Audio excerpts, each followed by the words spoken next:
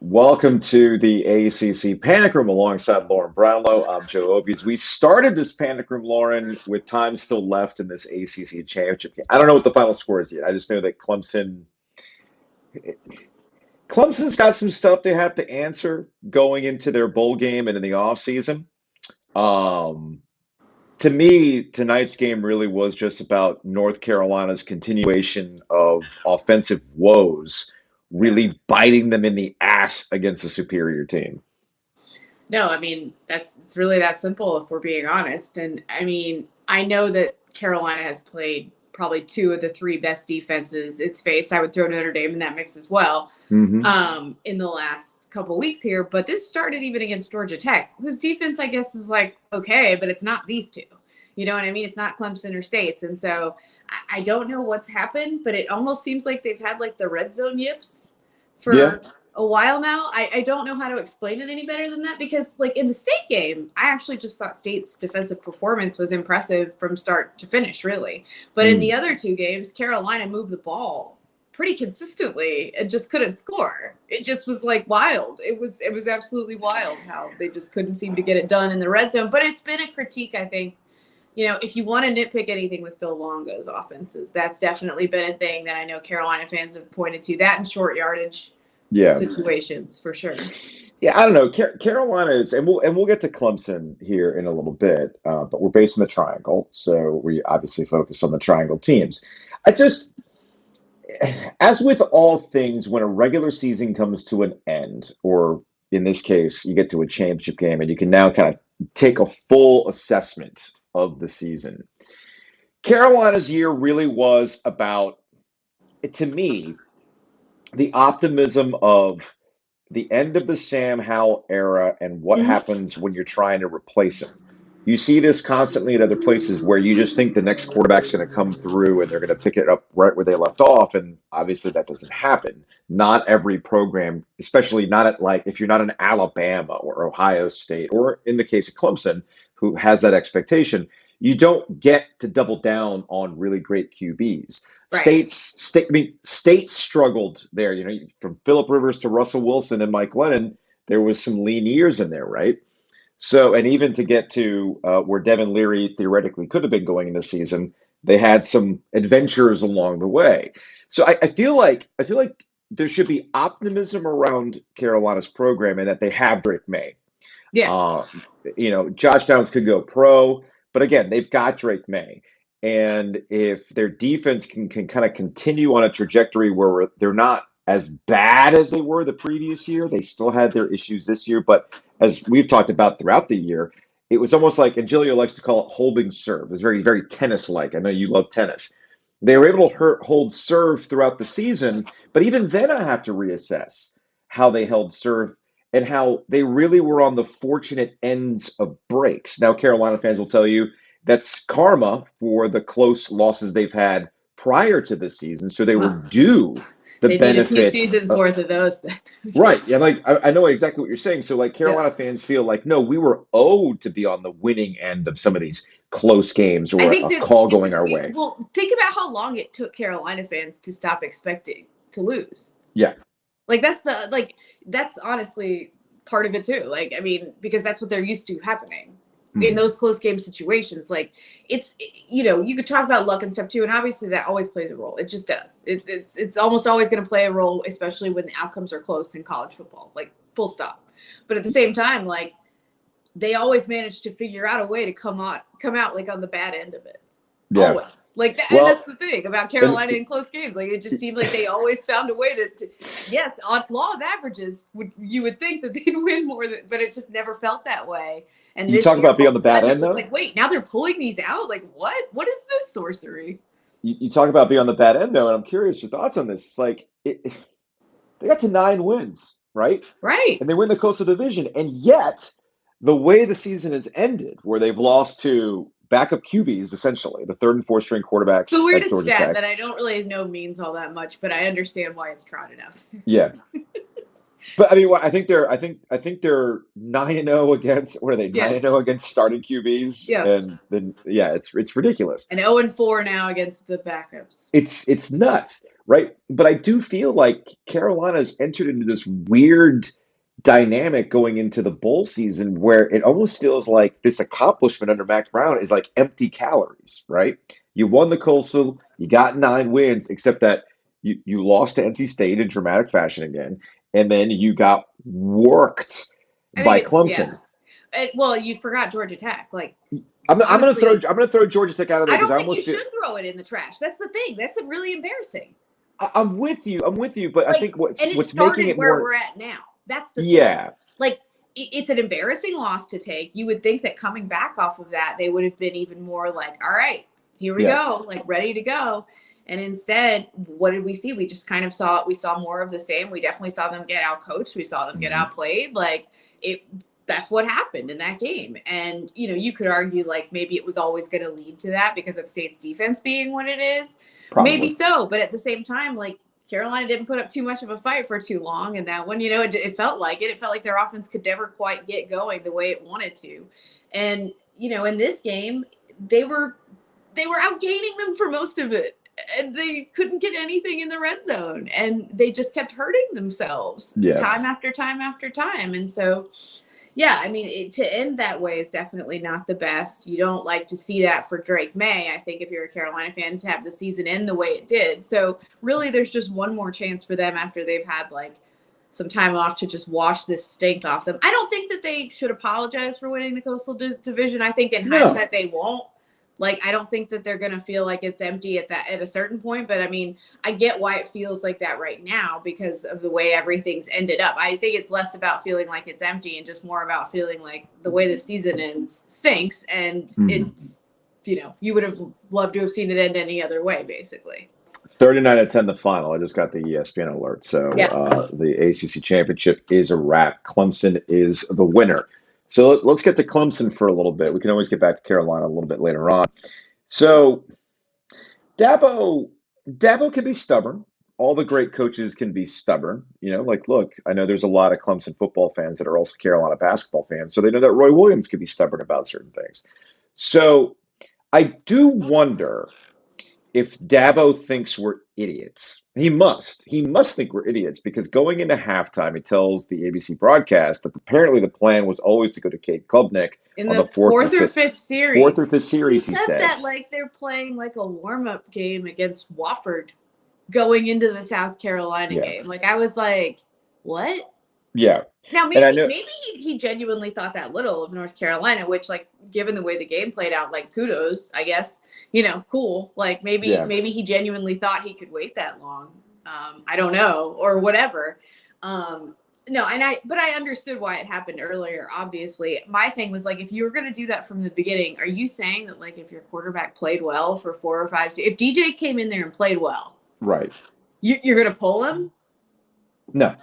That's why I'm like, Dabo, we're not idiots. Come on now. You've been pumping up DJ all season long, trying to make sure that his confidence is still there. To your point, you're telling me that if DJ actually starts this game out well, that you're going to go ahead with your idea to completely throw North Carolina off. You would need to throw Carolina off if DJ could functionally throw the ball, which he was incapable of doing at the beginning of this game. Maybe the start for him was a little bit of because let's be realistic about North Carolina's defense, especially down players, and it wasn't that great with the ones it had to begin with. Yeah.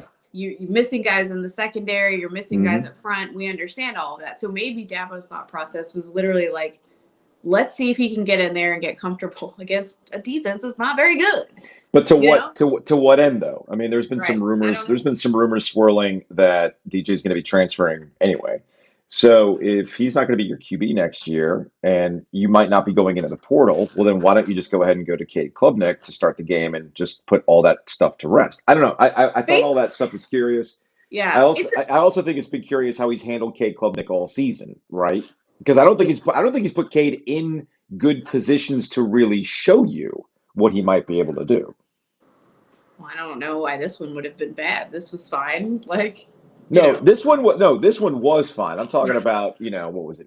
The Syracuse game? The Syracuse game. Well, that's what the backup is, though. Like, the backup is the guy you go to when you don't have a choice. And at that point, they didn't have a choice. And And the thing is, when they put Cade in against Syracuse, I mean, he was 11 of 22. Mhm. Like, we talked about it after. Or the Notre Dame game, too.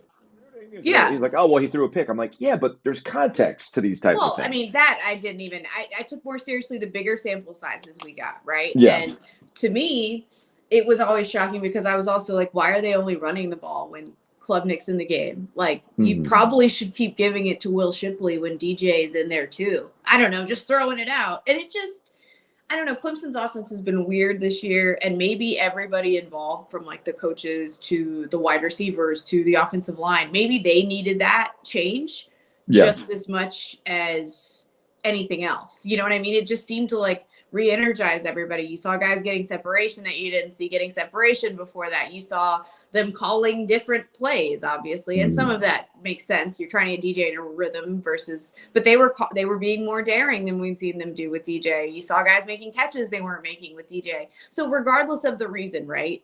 Like, it wasn't working, and no, I think it was probably clear before now, I guess, that it wasn't. But there was plenty of other stuff that you could also point to and say like, oh, well, this is why it didn't work. Like, well, I'm it's not also one of those people with as much as some with like the whole revisionist stuff with DJ. I don't think he's handled it well.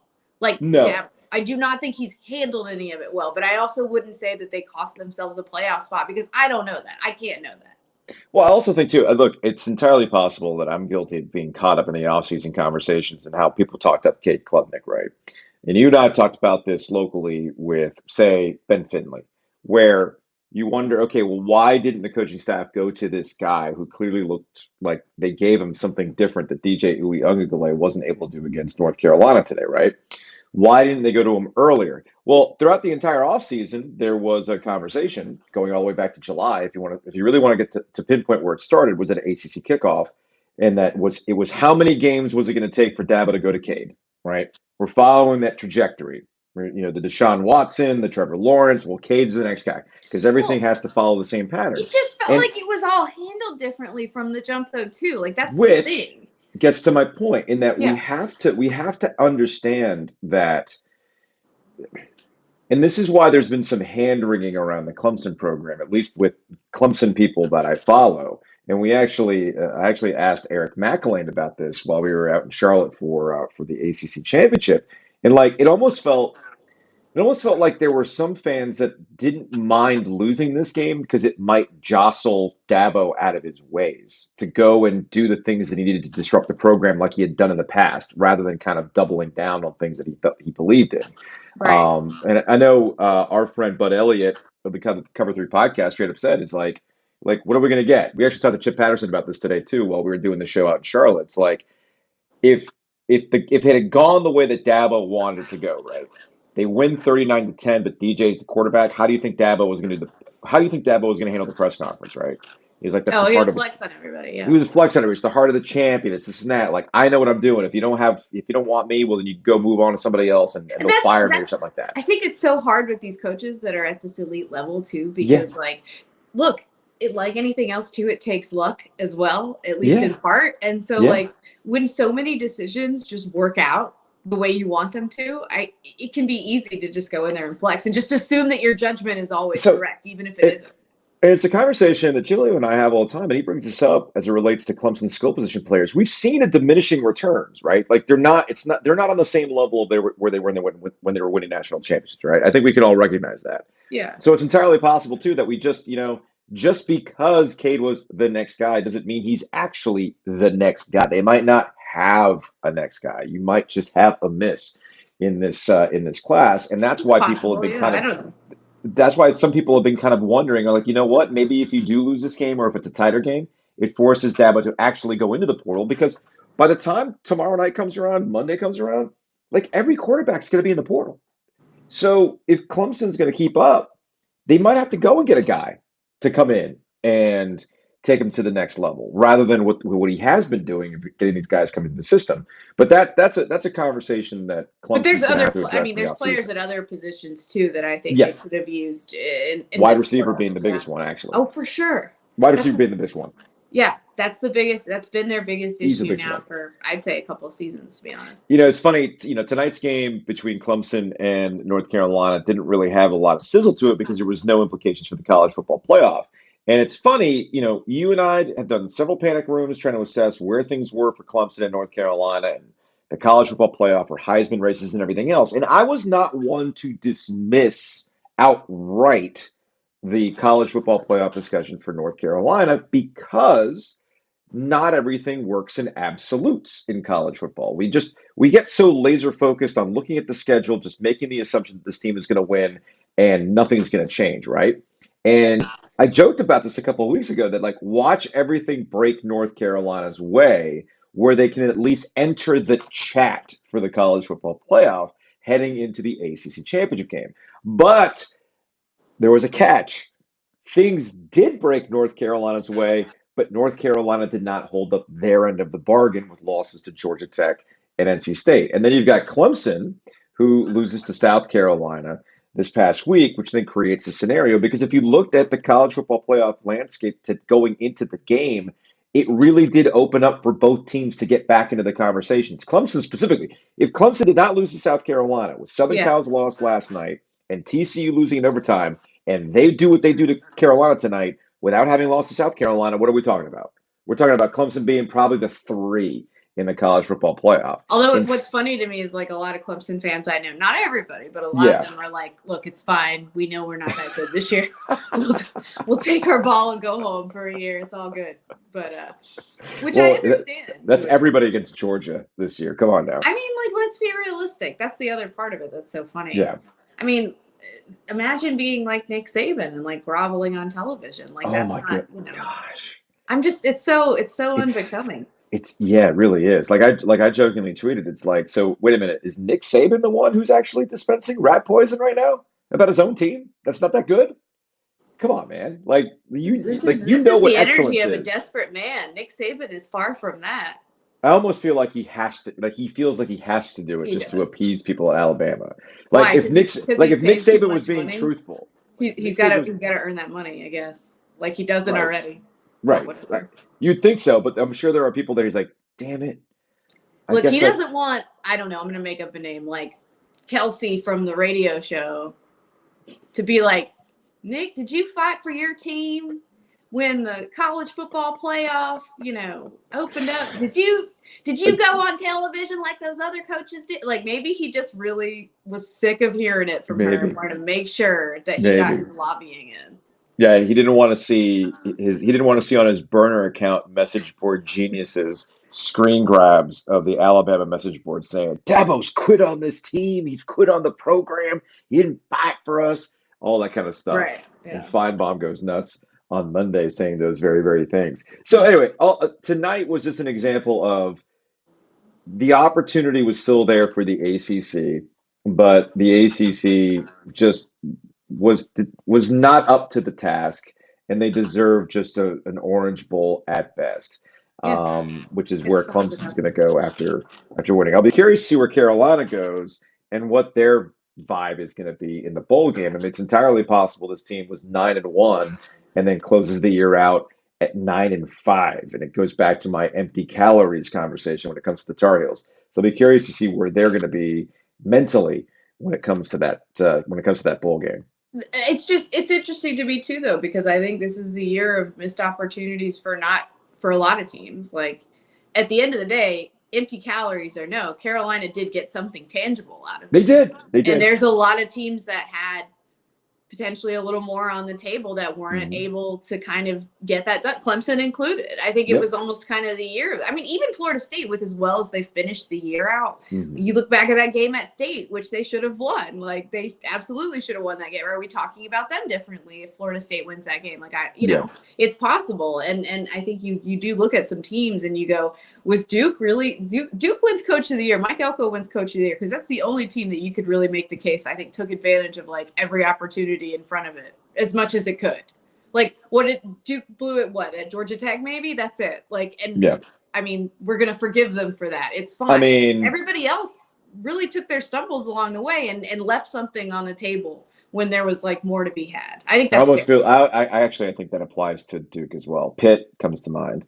Well, that's fair. That's The Pitt fair. game comes to mind, and honestly, the Carolina game comes to mind. Okay, the Carolina game, yeah. So They had that one. it's entirely possible that Duke's the team that we're talking about with 9 wins. Absolutely. When It it's all is. said and done. So this is water. I don't have anything in here, and I don't want to pour it out on any electrical equipment, but I do feel like a toast is in order for the divisions. It's over. It's done, Lauren. This was it. This was the last ever ACC championship game that was devised by divisions. They're going to the 3-5-5 scheduling model. It's going to take the top 2 teams into the ACC championship game.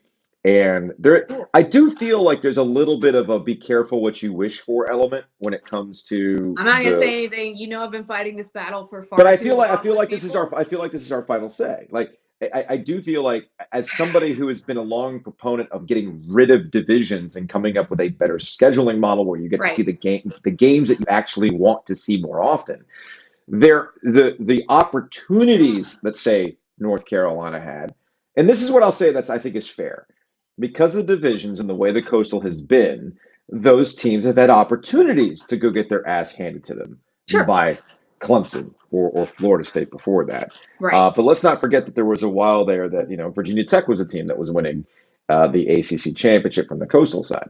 But it's done. It's done, and and it's going to be if you think it's difficult to get to the ACC championship game now. It's going to be more difficult considering that Florida State looks to be on the right trajectory, and we could be seeing a lot more Clemson Florida State championships rather than these coastal things.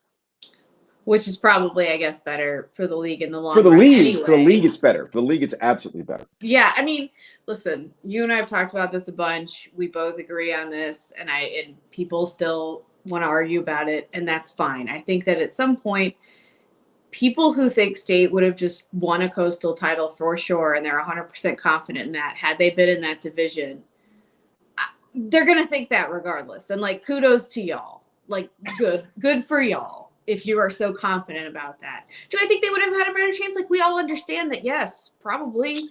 But, like, why do we look at this every single year and assume everything turns out so differently? It's exhausting to me. I know the Coastal is not as good as the Atlantic this year. That's college football. Right, that's the thing. I'm sorry. State almost lost to the worst team in the Coastal at home. Like, yeah. I saw that happen. Yes, Wake had a much better year than Duke, but then Duke beats them at the end of the year. And also, I'm not saying that none of it matters. Obviously, the Atlantic was better. No one's saying anything else, but I just don't know why year after year, and it seemed like people really were eager to do it this year when the disparity was wider. It just seemed to be this thing of like, oh, if we were in that division, it'd be easy. Why? Nothing is easy. No, nothing is easy for anyone outside of Clemson in this league. Why do we pretend it is? So I do feel like we'll use State as the example because State fans are typically the ones that are banging the drum on the Atlantic versus Coastal thing. It has to be said for all the discussion about the Coastal, Dave Doran does have a losing record against the Coastal Division. So there's that. There's also the record against Clemson. I think last time I checked, what's Dave at now? Is it 1-9 against? No, I mean honestly, that one, yeah, I don't know, something like that. I think they're 1-9. I think they're 1-9 against Clemson, right? So you're going to see that one, but yeah. If you're going to see Clemson in the championship game, well then okay, you win the division, but then you're going to start getting mad because you can't get past Clemson. But I do feel like there's two things that are going to be universally true. If we're going to take the Coastal argument to heart, well, then you have to engage with it like the Coastal has been. Meaning that if State were in the Coastal, one or both things would be true. Dave Doran wouldn't be the head coach at State right now because he would have been fired, like all the other Coastal coaches who have been fired in this time span, right? Then there's also the aspect of, well, given State's aura, who is to say that with State being in the Coastal, the law of the wolf doesn't create a scenario where it's Miami or Virginia Tech that becomes Clemson and Florida State, right? That one, I think I responded to you because I'm like, I don't know that they would need to be, because to me, as powerful as State's aura may or may not be, the Coastal aura is strong as well, or it was, and once was. Okay, so if the Coastal aura is stronger than the State aura, then it gets back to my first point. Dave Doran will be the coach. He wouldn't be the coach. That's what I'm saying. Right. No, you're right. And that's the thing is like, I promise you, I know you think somehow you'd be above it, and that the coastal with their little poverty, chaotic, whatever regular season standings finishes with all of the bad records. I know you think you're above it because it feels good to think that. I promise you, though, you're not. I've seen all of the rest of you. Like, you're not better than it. Most years, almost always, you're not better than it. If you're not Clemson, you're just not. But And it sucks everyone down with it. But we'll close on this, and I think you and I are in agreement here. This is our football, okay? Yes. This is what we ride for. This is our little bubble, our little world. It might not be great football. People get into semantics over programs that are winning 8 or 9 games a season and not competing for national championships. But damn it. But this is what we got, man. This is what we got, and we absolutely love it. And it produces amazing moments. I mean, heck, we had it last on a Black Friday. We've had all sorts of instances. I mean, what other conference is going to give you a 0-0 regulation tie and Frank Beaver with his arms up, right? It's beautiful. That was a beautiful moment. I'm actually getting emotional talking about it, honestly. I'm getting emotional talking about it. Anyway, that's going to wrap it up for the ACC Panic Room. We'll check in later in the week, see where the bowl games have things slotted out, and we'll try to get a handle as to who's coming back to your team. Because, folks, the portal is going to be wild. I'll say this. I don't know what's going on with Drake May. I know this. Yeah. If he was raised a lifelong Carolina fan, for real, and switched his affiliation from Alabama to Carolina knowingly and willingly, I don't know why he'd leave now. I mean, he might. I'm not saying he wouldn't. I'm just saying, like, that dude knew what he was getting into. So he's not going anywhere. Anyway, that's going to wrap it up for this edition of the ACC Panic Room. We'll see you all later.